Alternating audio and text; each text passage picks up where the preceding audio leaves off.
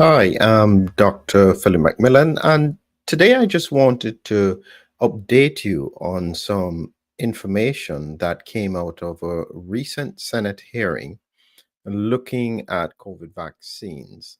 And you can imagine that this is a controversial hearing because it is going against the narrative, especially with regards to safety issues.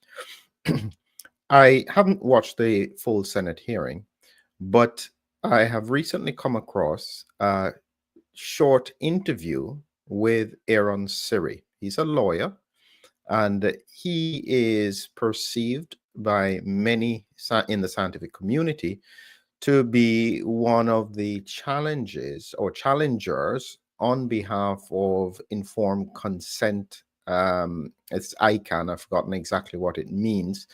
And they challenge issues around vaccine safety. So his natural position is challenging vaccines, and this is even before COVID vaccines.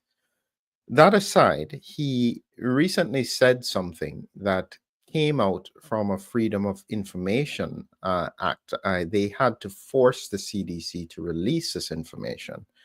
And that in itself, I find very concerning about the VSafe, the vaccine monitoring system that they had in the US. What I'm going to do right after I remind you about our upcoming conference, just so you don't forget, coming up on the 31st of May, we have our hidden drivers of post COVID dysfunction. And you have to remember that this conference is looking out for all the issues that everybody wants to forget. We're trying to understand it and try and bring it together. So, as I said, giving you the context with regards to Aaron Siri, listen to what he has to say in this short interview, and then I will add a few thoughts. Here are his words. I'm here with Aaron Siri, an attorney that testified today for Ron Johnson's Senate hearing on the vaccine. Could you tell us what you testified about? Absolutely. Well, first, I testified about the vSafe system. That's CDC's premier vaccine safety system. They spent a year and a half telling the country this system confirmed that the COVID vaccine was safe. They published study after study using this system, but only disclosed the data from the first week after the injection that people reported they needed to get hospitalized or emergency room and so forth. Well, on behalf of our client, the Informed Consent Action Network, we sued the CDC. And it took 2 lawsuits, a year and a half. When we finally got that data, what it showed was that actually 7.7% of the 10 million vSafe users, most of these folks are folks who signed up the first 6 months. Just pausing you here a minute. Firstly, they had to sue them, the CDC, to get this data.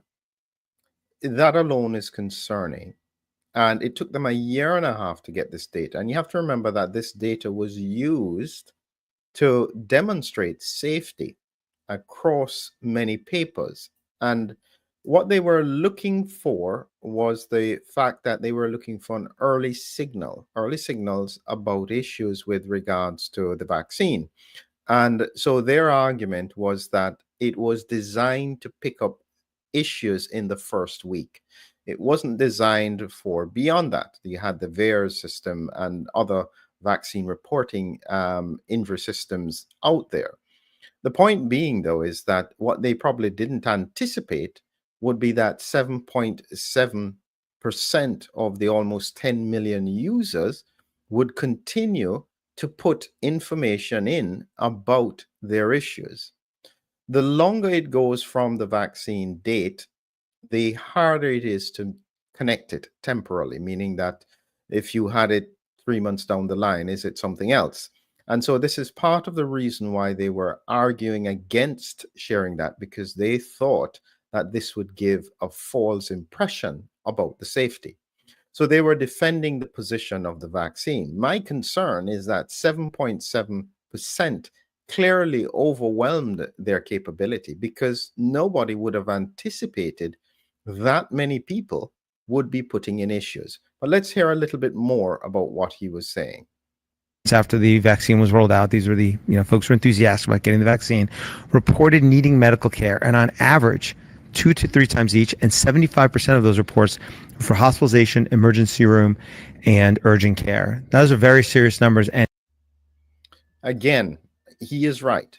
Those are very serious numbers. 75% needing hospitalization, a doctor visit, or urgent care. Now, some of that could just be a temperature, but that could cover a whole range of serious issues that need to be dissected. And one of the problems the CDC had, I think, was that a lot of what was put in there was free text, meaning that it wasn't a simple click a button. People were typing in what was happening to them. And so then suddenly it's very hard to code it. And so you need lots more people to try and code it and to respond to it. So they were clearly overwhelmed in the context of the amount of responses they were getting as free text, where people could be saying anything. You know, I've got a temperature, I was admitted with abdominal pain, I had a heart attack, I had myocarditis. And it suddenly gets very difficult to make sense of all the data. My concern is the percentage, 7.7%, 2 to 3 times for some people putting in data. That is extremely concerning. Let's hear a little bit more. And you can see precisely why CDC did not want to disclose them, because it does not fit their policy. That's what CDC is. They're a policy organization. They're not a science organization, not a medical organization. Their policy that vaccines are safe and effective. And so instead of being transparent with the American people, showing them that data, we had to claw it out of them after 2 years of litigation almost. And what it showed is that the dozens of their so-called vaccine safety studies that they publish in journals are all basically misleading. Again, I'll pause you here. What he's making reference to here is a very important point. And this is why I'm talking about it, because part of the reason why I have, some people would expect me to come out completely against COVID vaccines, especially because of my research into autoimmunity and spike protein autoimmunity. But part of the reason why I have taken that kind of position, at least early in the pandemic with the high risk, but even now, was that these numbers are relatively small, even though they are serious. And that was based on these studies pointing out that only a tiny fraction of people had any kind of issues, even though that was still relevant.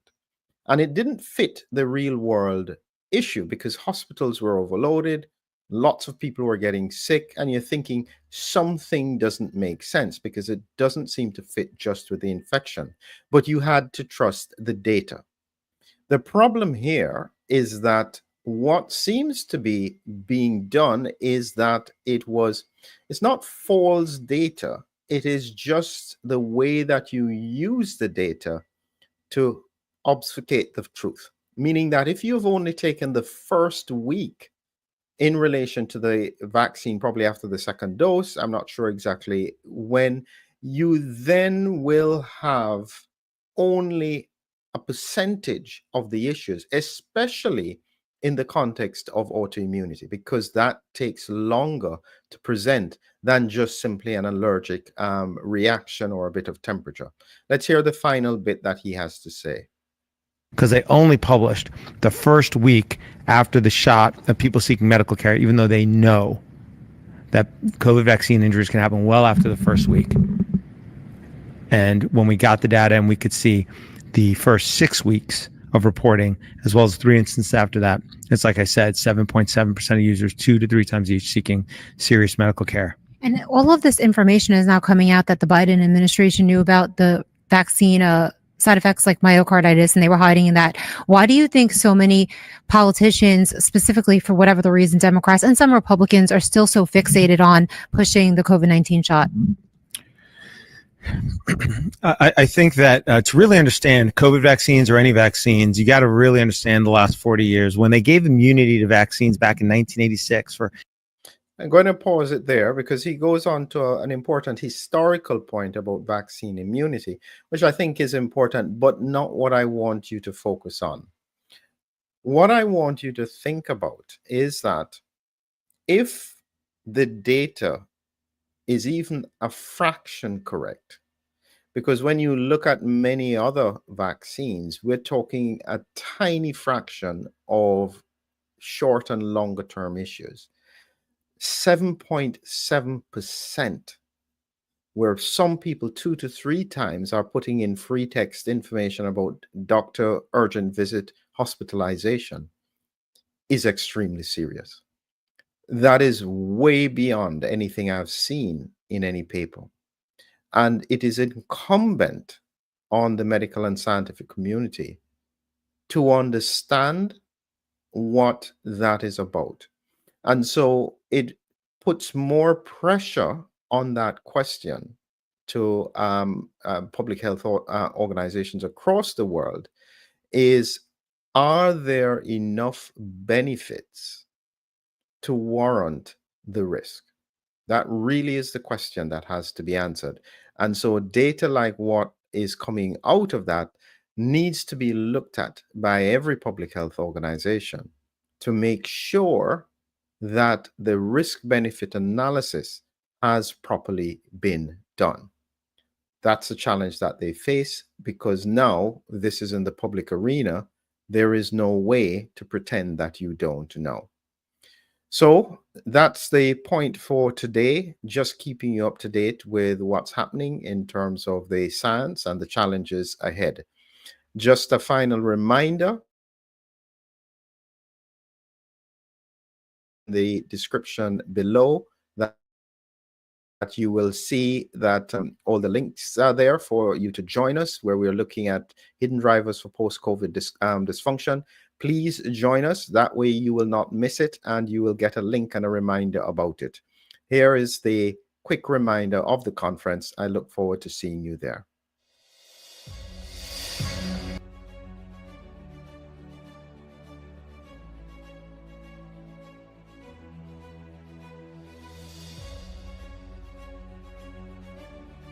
Hi, I'm Dr. Shankara Cheji. I'm a general practitioner from South Africa and a frontline doctor, and a panelist on the Hidden Drivers of Post-COVID Dysfunction conference. I look forward to seeing you all at the conference. Hello, my name is Brigitte König. I'm from Germany, and I'm a professor of microbiology and infectious diseases. And I look forward to see you at the conference. Hello, my name is Marcus Klopp. I'm the founder and director of the Friese Center, the world's first purpose-built long COVID and post-vac and chronic illness clinic in Cyprus. And I'm looking very much forward to see you at the conference. Hello everyone, I'm Risha Pretorius. I'm from Stellenbosch University. I'm a professor in the Department of Physiological Sciences, and I will be sharing some of our insights into microclotting and vascular health in long COVID, and I'm looking very much forward to seeing you at the conference.